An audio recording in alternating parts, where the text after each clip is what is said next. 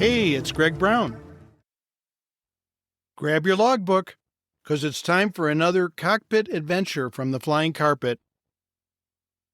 I'm an aviation author, adventure columnist, photographer, former National Flight Instructor of the Year, and Barnes & Noble Arizona Author of the Month. The Flying Carpet is a 4-place single-engine light airplane. In it, my wife Jean and I have long traveled the North American continent, searching behind clouds for the real America, and experiencing aerial adventures like today's all along the way.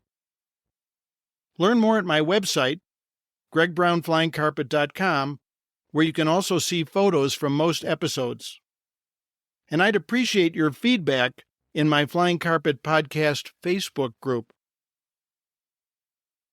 Having trained pilots to fly over many years, I was recently inducted into the Flight Instructor Hall of Fame.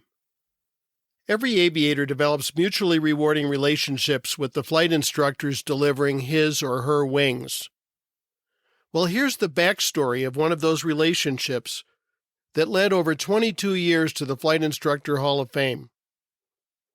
I recorded this episode for this month's NAFI Notams, blog of the National Association of Flight Instructors. But while today's episode formally targets CFIs, it's a story every pilot will appreciate. Okay, everyone.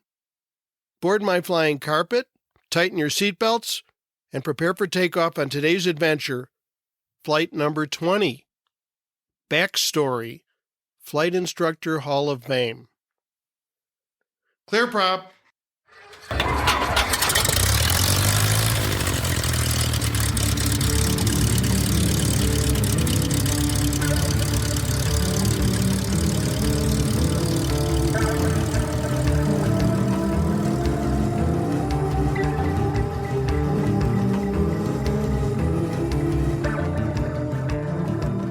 Hey all, thanks for joining me for a few moments today.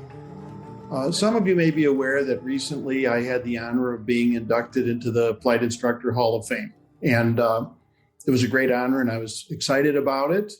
And I'm still excited about it. But I wanted to share a little backstory with you regarding my experience with the Hall of Fame. Kind of a personal story.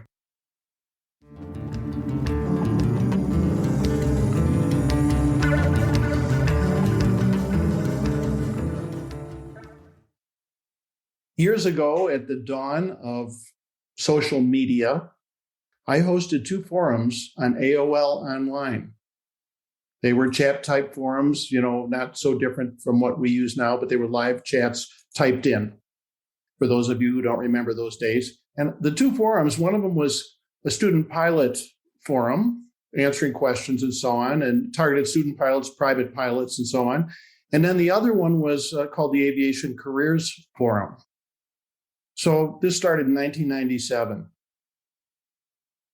So I had these forums going, and I noticed over time there was someone in both groups named Christopher Siss, who appeared to be a very experienced pilot, probably a commercial pilot, maybe corporate, because he had many great answers to the questions that came up there.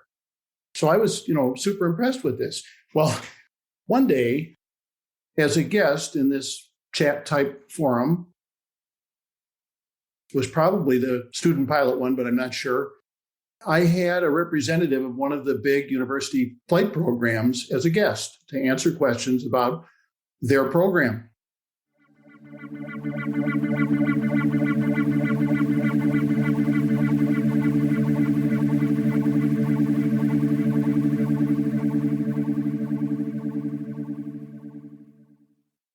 Afterwards, I get this message from Chris saying, "Hey, what do you know about that program?"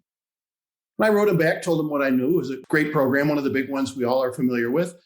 And I wrote back and I said, you thinking about going back to school and getting a degree? And Chris says, "Oh, no, I'm only 15. I'm a high school student, and I want to be a pilot when I grow up." So, of course, there's an immediate bond there because this guy's so sharp. I thought he was a pro pilot and he's 15, right? So it was really fun. So over time, I got to know Chris and he started taking lessons. And he's a really eloquent guy, very talented writer and so on, and shared a lot of stories reflecting his enthusiasm about taking lessons in flying. He learned to fly in Alaska and told me of circling a humpback whale on his solo cross country. And I'm thinking, well, this guy's a blast. Anyway, over time, Chris started asking me questions about my credentials, like how many flight hours do you have? And what are your ratings and all this?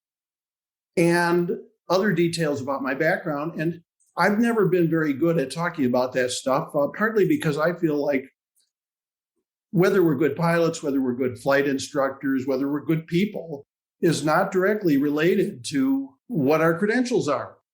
So you might be a terrific flight instructor with a few hundred hours. We all know some of those. Or you might have a ton of experience, but the numbers alone don't tell you the answer, do they? So Chris kept asking me these various questions. And finally, I told him what I just told you, that I feel that these are just numbers. They don't reflect my skills or anyone else's, taken out of context. So Chris says, okay, I give up.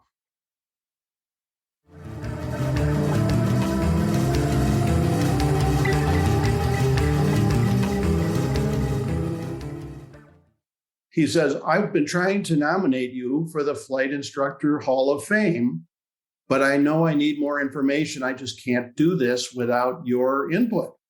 So, of course, I was shocked and surprised and delighted. I mean, this guy at the point, this is 1999 that he nominated me for the Flight Instructor Hall of Fame. And here's a teenager who has spent hours trying to create this nomination packet. So once we discussed this, he said, Greg, you got to finish this up yourself because I can't, you're not giving me enough information. So in the mail, I receive a notebook. Actually, I still have the notebook, 1999 Flight Instructor Hall of Fame nominee. This is like 50 pages long, filled with clippings and stuff about my accomplishments. And there were things in there I had never seen before that he had found in various coverage. So, of course, I was super honored. But, I'd been instructing 20 years, and the people who were in the Hall of Fame were some who I knew, people like Bill Kirshner, who I certainly didn't feel to be in that category with him, Joe Vorbeck, several others. So I said to Chris, well, thank you so much.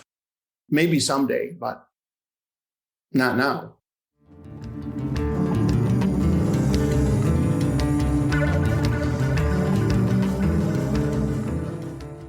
In any case, I wrote a column about it for an FE Mentor at the time.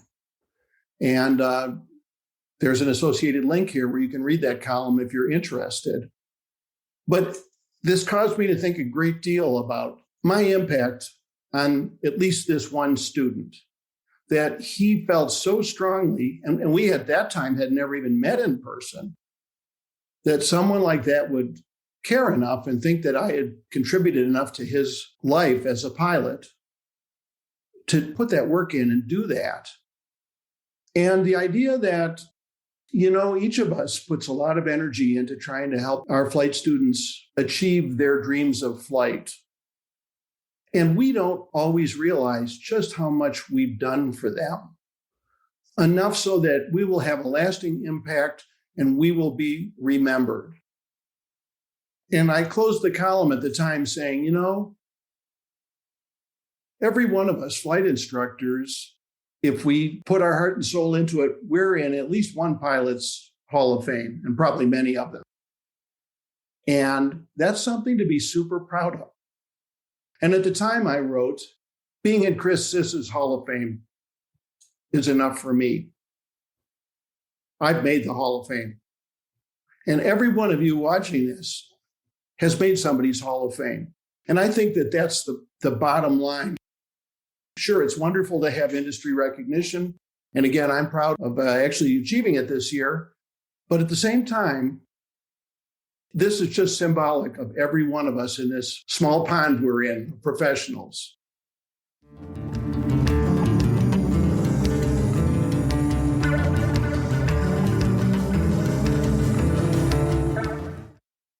So flash forward 22 years till 2021, and a number of people are urging me to apply because, as you know, there'd been a hiatus on Hall of Fame because of COVID.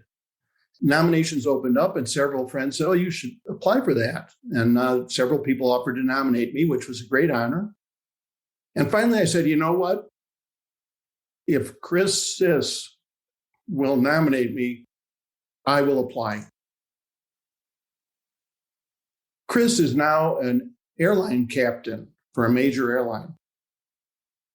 And he said, "Of course I'll nominate you." And he wrote a wonderful nomination letter. And I found out some other neat things. As I contacted a few people to provide references, dear friends and people I highly respect in the industry, fellow flight instructors, I found out that I think I contacted maybe 8 or 10 people. About 3/4 of them, Chris had contacted back in 1999 and asked if they'd be willing to write reference letters back then. And then I got to thinking about, we're in this small field, and one of the benefits is we get to know people well. We make these wonderful lifetime friends among fellow flight instructors, not to mention among our students and other pilots. And that added to the richness of it. So we've submitted the whole packet, and the rest is history, so to speak. Last October at NBAA, I was inducted into the Flight Instructor Hall of Fame 22 years after the first nomination. And the whole thing was made special because it's still about Chris Siss and a bunch of other wonderful people that I have had the honor of flying with over all these years. And I want to say to you, I am mighty proud to be among your number that we're in somebody's Flight Instructor Hall of Fame. So I'm mighty proud to know you.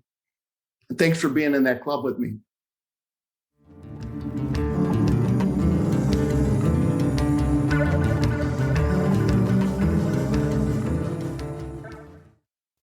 Thanks for riding along on today's Flying Carpet adventure.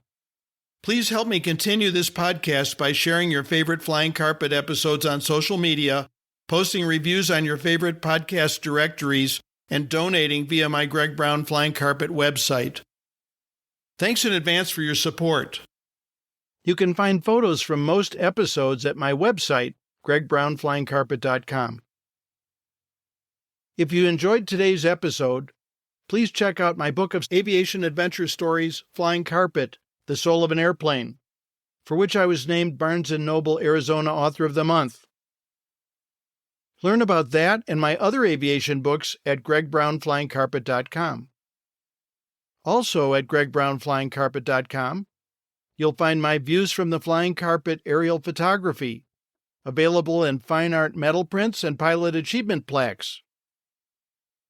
Oh, and I'd appreciate hearing your feedback in my Flying Carpet Podcast Facebook group.